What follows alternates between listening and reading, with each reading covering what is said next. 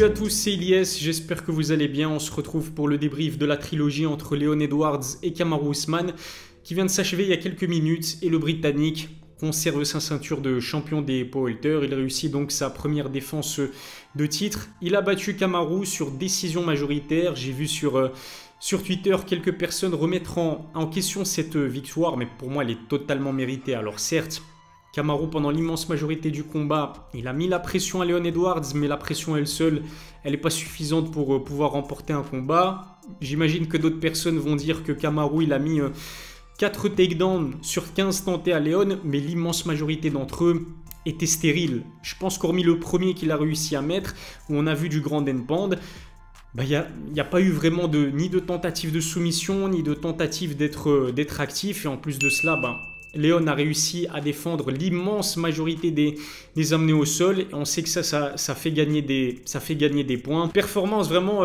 presque parfaite, j'ai envie de dire, de Leon Edwards, qui a quand même montré quelques signes, j'ai envie de dire, de nervosité, notamment en mettant plusieurs coups bas, en essayant de défendre un amené au sol en agrippant la cage, ce qui lui a valu un point de sanction. Mais j'ai trouvé vraiment très intelligente la stratégie, le game plan qu'a mis en place l'équipe de Leon, qui consistait à littéralement démolir les jambes de Kamaru avec des oblique kicks, avec des low kicks vraiment assez précis, assez puissants. Et pourquoi est-ce que je dis que c'est intelligent? Parce qu'on connaît l'état des genoux de Kamaru Usman. D'ailleurs, je trouve que c'est peut-être une erreur de communication de la part du cauchemar nigérian de déclarer ouvertement que ses genoux sont compromis. D'après ce qu'il a dit dans une interview accordée à Joe Rogan, mais en fait, ses genoux seraient tellement en mauvais état qu'il n'est même plus capable de courir. Du coup, logiquement, l'équipe de Leon Edwards a décidé de miser sur les kicks aux jambes pour le détruire et pour l'empêcher de mettre la pression. Kamaru, c'est une machine. Kamaru, c'est un monstre. Bien sûr que c'est un être humain comme vous et moi. Bien sûr que ces kicks ont dû lui faire considérablement mal. D'ailleurs, on l'a vu à certaines occasions changer de garde pour laisser reposer sa jambe d'appui. Mais ça lui a fait mal. Ça lui a fait mal. C'est un monstre, Kamaru, parce qu'il a continué à mettre la pression, mais ce sont des coups qui ont permis à Leon Edwards de gagner des points, parce que globalement, il s'est montré largement plus précis que Kamaru Usman, malgré le fait qu'il avait une approche plutôt défensive sur ce combat. Il a passé l'immense majorité du combat à reculer, quasiment dos contre la cage. Il a défendu l'immense majorité des amenés au sol. Pour moi, il mérite largement, encore une fois, cette victoire sur décision majoritaire. Ça aurait même pu être une victoire sur décision unanime. D'ailleurs, quand j'ai vu Leon Edwards mettre autant de kicks aux jambes et au corps de Kamaru Usman, j'ai commencé à m'inquiéter pour le cauchemar nigérian, parce que je me suis dit qu'au moment où on allait s'y attendre le moins, Leon allait tenter le kick à la tête, qui lui a permis de devenir champion des powerlifters au précédent combat, qui a permis à Leon d'infliger la première défaite sur KO de Kamaru Usman. C'est intervenu à de rares reprises. Kamaru a plutôt bien bossé sa défense et a laissé de très rares ouvertures pour que Leon puisse en profiter et tenter son fameux head kick. Ce qui m'a sauté aux yeux aussi pendant ce combat, c'est que j'ai trouvé que Leon Edwards, il était super bien en jambes, très bonne condition physique. Alors certes, il a montré quelques signes de fatigue vers la fin du combat, mais c'était plutôt logique étant donné la pression incroyable que lui infligeait Kamaru pendant les 5 rounds et les nombreuses tentatives de takedown. Leon a dû se montrer vigilant pendant les 25 minutes de ce combat, sous peine de finir au sol dans une posture assez défavorable. Ça s'explique aussi par rapport au rematch, parce que justement le deuxième combat se déroulait à Salt Lake City, qui est une ville à haute altitude, plusieurs centaines de mètres au-dessus du niveau de la mer, et ce qui peut expliquer du coup le fait que Leon, lors de ce rematch, a montré des signes de fatigue assez tôt pendant le combat. Pour moi, des deux, celui qui a montré le plus de fatigue, c'était clairement Kamaru Usman, et c'est plutôt inquiétant pour la suite, parce qu'on sait que la condition physique et la pression, c'est l'une des armes de prédilection du cauchemar nigérian.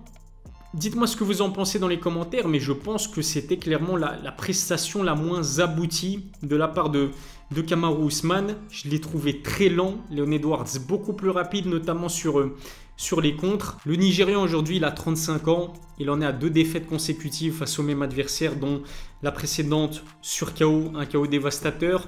On sait que son physique, il n'est pas dans un état optimal. Ses genoux sont compromis. Il s'est déjà blessé au dos. Ses 2 mains ont aussi montré des signes de fatigue, d'usure même, j'ai envie de dire. Il a montré des signes de fatigue sur cette trilogie pour la première fois de sa carrière. Et puis surtout, Quel défi est-ce qu'il lui reste à Kamaru Usman, qui a été un immense champion dans cette catégorie des poids welter, une catégorie qui est extrêmement compétitive. On a Shavkat Rakhmonov qui montre le bout de son nez. On a du Gilbert Burns qui est aussi plutôt redoutable et qui lui a posé des soucis lorsqu'ils se sont affrontés. On a Colby Covington qui reste bien évidemment toujours l'un des meilleurs poids welter. Et puis on a Leon Edwards qui est super complet. Honnêtement, Leon, c'est pas un combattant très hypant, c'est pas un combattant qui est très charismatique, malgré le fait qu'on a vu que pour la première fois de sa carrière, l'immense majorité du public était acquise à sa cause et c'est très bien pour le MMA britannique. Mais je veux dire, quel défi, encore une fois, il reste à Kamaru Usman. Pour moi, il en reste un. J'ai pas envie de voir la trilogie contre Colby Covington. Je pense qu'on a fait le tour de la question, mais pour moi, c'est Conor McGregor. Un money fight contre Conor McGregor et ensuite, il doit raccrocher les gants. Le seul challenge sportivement qui pourrait être intéressant pour Kamaru Usman, ce serait un combat contre Khamzat Chimaev. Mais quand on voit la capacité qu'a eu Leon Edwards à neutraliser la lutte offensive de Kamaru, imaginez un seul instant ce que serait capable de faire Khamzat. Pour moi, Khamzat est non seulement capable de neutraliser la lutte offensive de Kamaru Usman, mais en plus pour moi Kamaru ne tenterait aucun takedown face à un monstre de lutteur et un monstre de grappleur comme Khamzat Chimaev. Et en plus de cela, je dirais même que Khamzat pourrait infliger plusieurs takedowns à Kamaru Usman parce que c'est quelqu'un qui est très agressif et très dynamique. Si j'étais l'équipe de Kamaru Usman et son manager, c'est-à-dire Ali Abdelaziz, j'éviterais à tout prix de rencontrer ce monstre qu'on nomme Khamzat Chimaev. En ce qui concerne Leon Edwards, la suite de sa carrière, elle est plutôt simple à deviner. Je pense que l'UFC va lui proposer le vainqueur du combat entre Gilbert Burns et Jorge Masvidal qui va se faire dans les prochaines semaines. D'ailleurs, je mettrai une pièce sur le fait que l'organisation et Dana White espèrent avec beaucoup de force que Masvidal réussisse à s'imposer face à Gilbert Burns, parce qu'en plus on aurait une affiche qui historiquement serait plutôt vendeuse, parce qu'on se souvient tous de ce qui s'est passé la dernière fois que Leon a croisé Jorge Masvidal, la naissance du fameux 3-piece and a soda dans les backstage d'un UFC Londres qui à l'époque était un UFC Fight Night, avec Masvidal qui a réussi à couper en dessous de l'œil Leon Edwards avec le fameux 3-piece and a soda, une petite combinaison vite fait bien fait. Leon, il a absolument envie de venger cet épisode qu'il considère à juste titre comme une humiliation. Imaginez un seul instant une défense de titre de Leon Edwards face à Jorge Masvidal, qui est un gros vendeur de pay-per-view et qui a une grosse hype derrière lui. Je pense qu'on serait tous capables de signer des deux mains si Masvidal venait à s'imposer face à Burns et que l'UFC organise enfin ce combat entre ces deux combattants qui se détestent. Ce serait vraiment un gros banger. Voilà ce que je pouvais dire sur cette victoire sur décision majoritaire de Leon Edwards face à Kamaru Usman. Dites-moi ce que vous en avez pensé dans les commentaires. Abonnez-vous à ma chaîne, activez la cloche pour recevoir les notifications, lâchez un pouce bleu si ça n'est pas encore fait. Je vous remercie de m'avoir suivi. Je vous donne rendez-vous très vite pour une nouvelle vidéo. D'ici là, prenez soin de vous.